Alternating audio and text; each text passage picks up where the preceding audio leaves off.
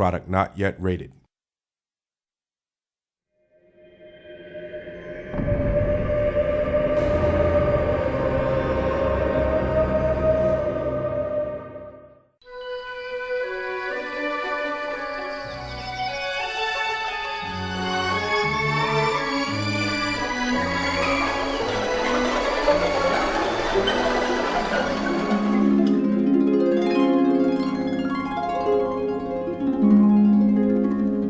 Yes, I am a geek and a Greek. I would say I'm a hidden geek. I am a complete geek. Well, I don't think so. I like to keep up with the latest trends on the high streets. I suppose I am a bit of a geek. I've had the traditional geek bringing up. I had a chemistry set at the age of 7. Tim Rance is a very big geek, yeah, but I mean, we can sort of make exceptions for some people. Attention to all sorts of very obscure technical details that bores everybody stupid.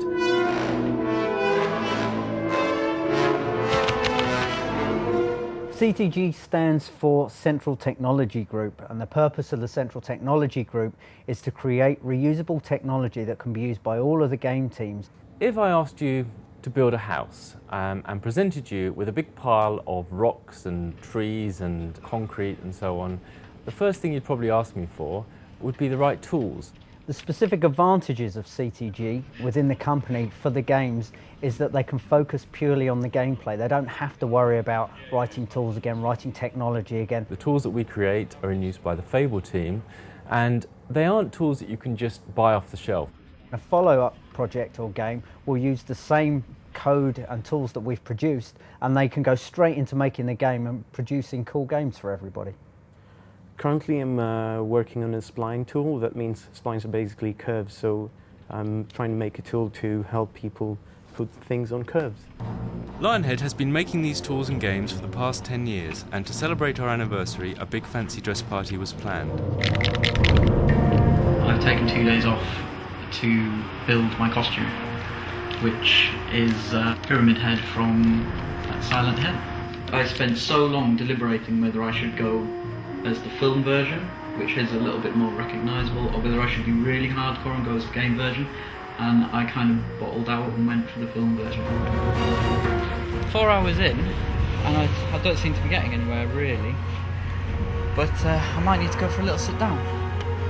One of the things that's a real struggle for game developers is fitting all of those assets into memory and onto the DVDs.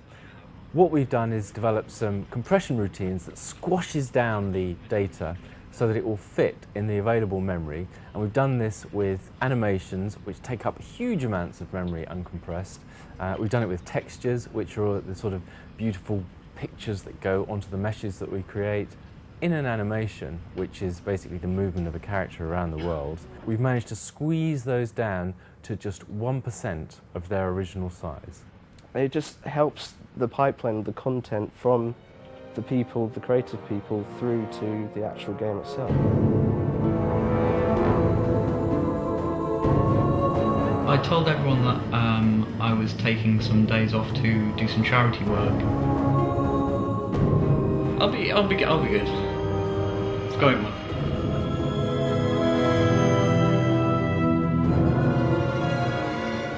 In Lionhead, as we are focused on creating games which cost tens of millions of dollars, sometimes it's great to be able to have a small group of people who can actually spend some time that's not directly on the main game development, and instead can research a bit of blue sky thinking. One example of that is we thought that it'd be very interesting to look at new types of combat. We wanted to experiment with something that really brought the drama out of combat.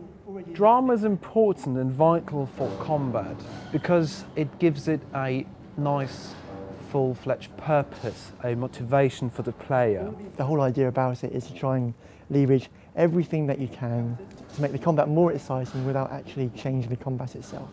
So we can use a lot of stuff from movies, such as camera work and music, and we can also use everything that we've got in games, like simulation and sound effects and the rumble on the joypad.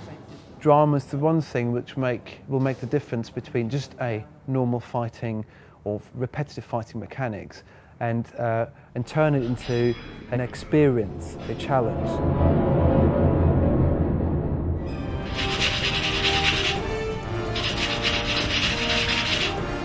apart from running out of paint and finding out that this is coming off all over me and my clothes,